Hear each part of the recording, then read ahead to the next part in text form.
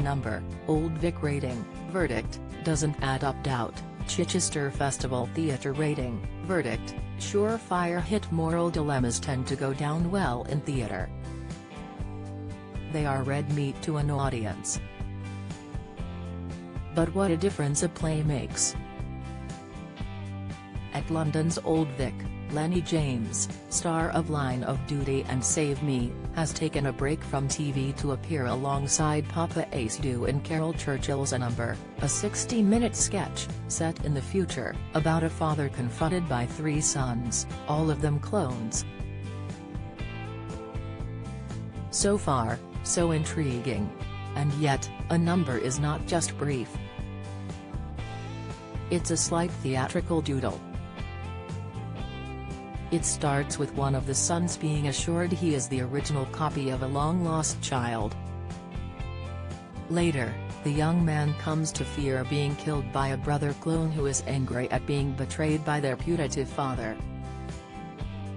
That, at least, is my best guess at the rambling, self-contradictory setup that ends with the father meeting a third cloned son, a happily married, American maths teacher who has 3 children and isn't in the least bothered about not being unique.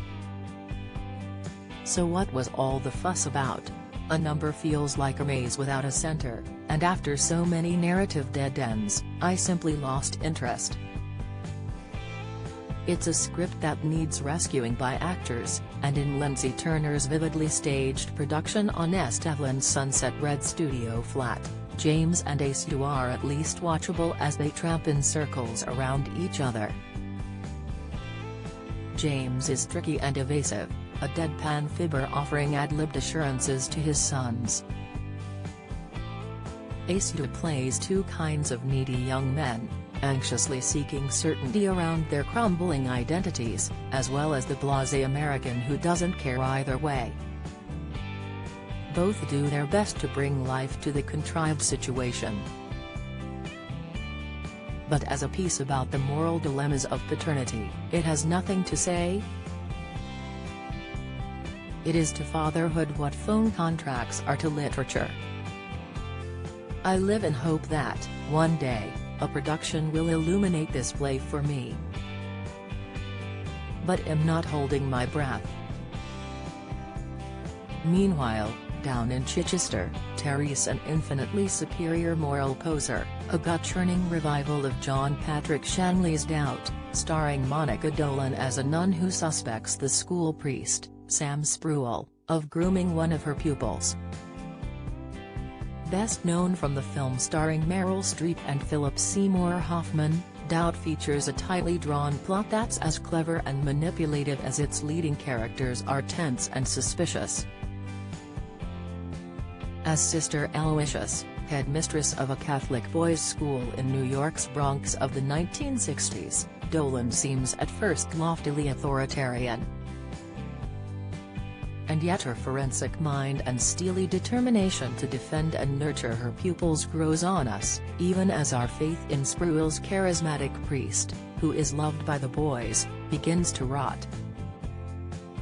Dolan's New York accent reminded me of Ruby Wax, and, in some terrifying turns of mood, she has Wax's ferocity, too. Spruill's lean, rangy physique and warm smile make us inclined to give him the benefit of the doubt. But Sister Aloysius is having none of it. "Where's your compassion?" he pleads. "Know where you can get at it," she snarls. I was completely enthralled by this titanic clash, in Leah Williams's cracking production staged, sardonically but significantly, in black and white. Costumes are sedulously precise, down to the hem of Dolan's habit, soiled in the cloister gardens. A distant piano lesson, squawking crows and moaning sirens add to a sense of peculiar unease. But most of all, the sepulchral setting creates a scale and solemnity equal to the play's darkly unfolding themes. Alas for us, the play has now been cancelled because of COVID. pray for a life beyond Chichester. Hey goons loons, this salute to Spike is for you Spike, Watermill Theatre, Newbury rating, verdict, goon crazy you don't need to be drawing a pension to enjoy Ian Hislop and Nick Newman's Spike Milligan tribute show, but it may help. Hardly anyone under 50 will have heard of Milligan, and only the over 70s are likely to have caught him on his famous radio comedy The Goon Show back in the 1950s. Hislop and Newman tread a fairly familiar path, mixing Milligan's war against Hitler with his war against BBC executives while writing The Goon Show. Thanks to his partnership with Harry Seacombe and Peter Sellers, the show was a massive hit, but Milligan was later hospitalized with a series of nervous breakdowns, caused by shell shock. We learn that at the height of his distress he broke into Sellers' home and threatened to kill him.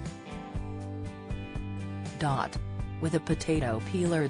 He impersonated an Italian lover at a dance, to woo his first wife, June, and later kept her out of his office with a sign reading, "Do not disturb, disturbed enough already."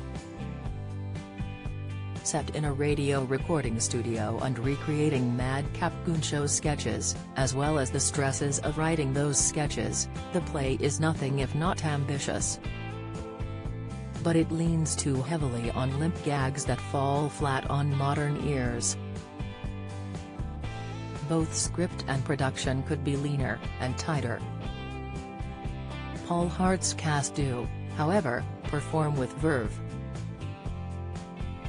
As Spike, John Dalglish is a manic malcontent who finds mirth even in the depth of his despair, brandishing a noose labeled single use.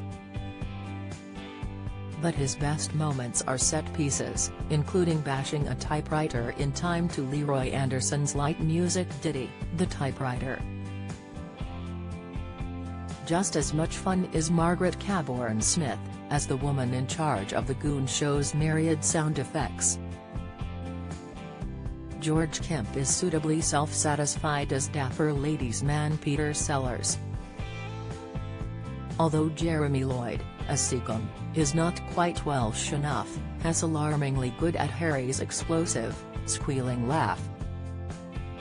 And Robert Mountford deploys a lot of Peter Cook-style pomposity as Spike's exasperated commanding officer, and his loathed BBC controller. This will be a jolly nostalgia trip for some, but a night of mystifying tumbleweed for others. For me, it was a bit of both.